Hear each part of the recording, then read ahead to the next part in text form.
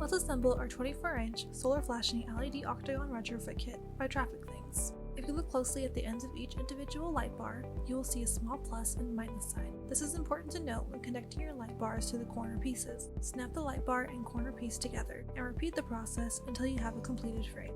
This is not how your assembled pieces should look. Put the plus sign on the outer side of one bar and on the inner side of another.